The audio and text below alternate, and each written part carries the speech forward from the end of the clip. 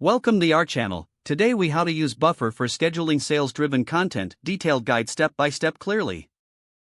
First, visit the Buffer website and sign up for an account if you haven't already.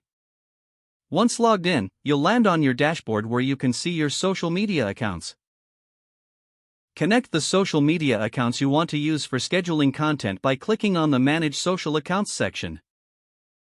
Select the platforms where you plan to share sales-driven content. After connecting your accounts, navigate to the Content tab located in the top menu. Here you can either write a new post or schedule pre-existing content. To create a new post, click the Create Post button. Choose the social media account you want to post to from the list. In the text box, write a compelling message to promote your sale. Include any relevant hashtags to increase engagement and visibility. You can also add images or links to your post by using the provided options. Once your content is ready, select the date and time for it to be published.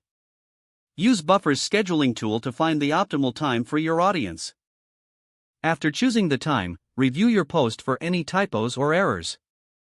When everything looks good, click the Schedule Post button. Buffer will now store your post and publish it at the designated time. To see all your scheduled posts, return to the Content tab. From this section, you can edit or reschedule any posts if necessary. To analyze how your sales-driven content is performing, go to the Analytics tab. This will provide insights into engagement rates, clicks, and other important metrics. Use this data to refine your future content strategy for better results. Finally, remember to check in regularly and adjust your scheduled posts based on what your audience responds to best. If the page does not load, refresh the browser or try again in a private or incognito window. Make sure you are using the correct email address, then retype it carefully to avoid small typos.